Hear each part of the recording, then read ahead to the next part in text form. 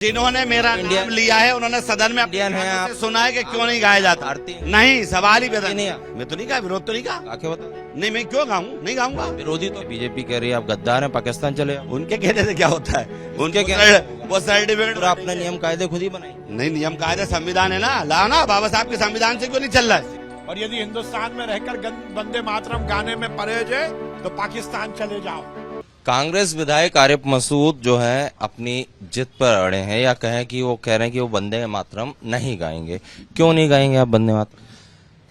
जो गाया जाए, जिद क्यों है वो बताया जाए। आप भारतीय हैं, बिल्कुल। तो भारत का राष्ट्रगीत है, मानते हैं? राष्ट्रीय गान गाता हूँ, जनगण गाता हूँ पूरी ताकत। राष्ट्रगीत से क्या परहेज है? मैंने कहा ना, परहेज है ना, वजह बताओ ना। बहुत सारी वजह सदन में आ चुकी, 10 घंटे की चर्चा में वो परहेज आ चुकी, जिनको परहेज बता दो। आप मैं नहीं राष्ट्रगीत बताऊंगा। क्यों नहीं गाएंगे? मैं क्यों बताऊंगा, सदन के अंदर आ चुका है, सदन में 10 घंटे की चर्चा भारतीय है ना आप, जिन्होंने आप मेरा नाम इंडियन है, जिन्होंने मेरा इंडियन नाम लिया है उन्होंने सदन में इंडियन है आप, सुना है कि क्यों नहीं गाया जाता। भारतीय नहीं, सवाल ही पैदा नहीं। आप भारतीय हूँ, इनके कहने से नहीं हूँ, जन्मजात से भारतीय हूँ और देश का वो नागरिक हूँ। देश की जनता ने उसे राष्ट्रगीत से सम्मानित किया है, मतलब वो राष्ट्रगीत है, हर व्यक्ति गाता है, तो आपको क्यों दिक्कत? कौन कर रहा है? आप कर रहे हैं। मैं तो नहीं कहा, विरोध तो नहीं कहा। आके बता दीजिए। नहीं, मैं क्यों गाऊं, नहीं गाऊंगा। विरोधी तो है। नहीं, ये विरोध कहाँ से, ये तो जबरदस्ती है कि आप गाओ, क्यों गाऊंगा।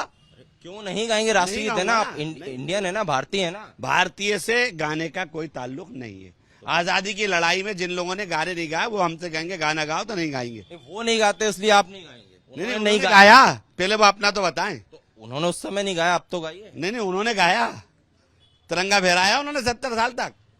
मतलब आप अपनी जिद पर अड़े नहीं गाएंगे। अरे मैं तो कह रहा हूँ ना, जबरदस्ती क्या है उसका जवाब दो। जबरदस्ती कुछ नहीं है, लेकिन जब बाकी लोग गा रहे हैं तो इसकी जबरदस्ती क्या है वो बताओ ना।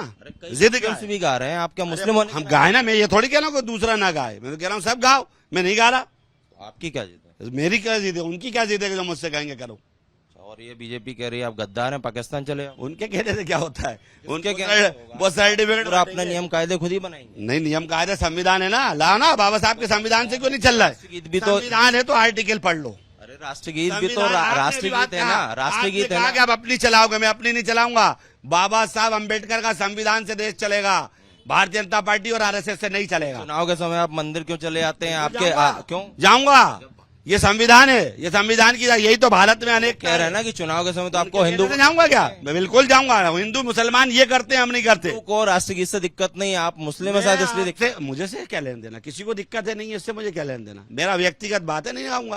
अरे आपको यहाँ के वोटर ने चुना है, उसमें 40% हिंदू हैं। वोटर ने मुझे विकास के लिए चुना है, वोटर ने लिखा है कि मेरी समस्या का क्या होगा, वोटर ने चाहा कि यहाँ पे बिजली पानी की व्यवस्था कौन देखेगा, वोटर ने चुना कोरोना में कहाँ थे।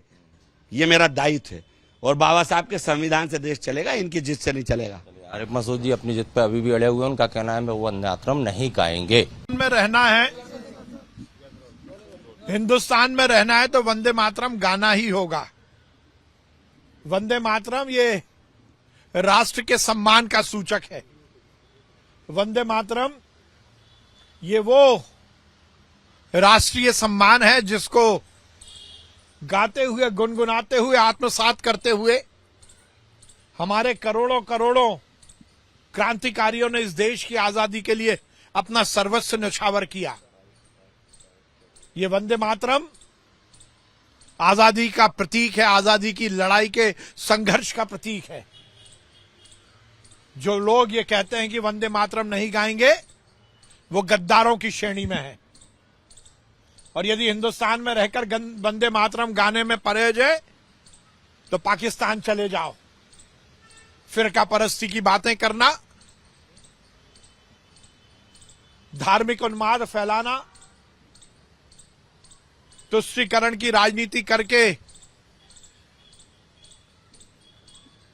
चुनाव लड़ना और जीतने की कोशिश करना, यह अब इस देश में नहीं चलेगा। मैं फिर कहूंगा, जो वंदे मातरम नहीं गाता वो गद्दार है। ये धर्म विशेष का मामला नहीं है। अब्दुल कलाम साहब ने भी वंदे मातरम गाया, अशफाक उल्लाह जी ने भी वंदे मातरम गाया। और ये अब इस तरह की बातें करके यदि धार्मिक उन्माद फैलाना चाहते हैं तो ये नहीं चलेगा। और यदि गद्दार गद्दारों को यदि वंदे मातरम गाने में परहेज है तो वो जाए और पाकिस्तान की नागरिकता ले ले। हिंदुस्तान में रहना है तो वंदे मातरम गाना ही होगा।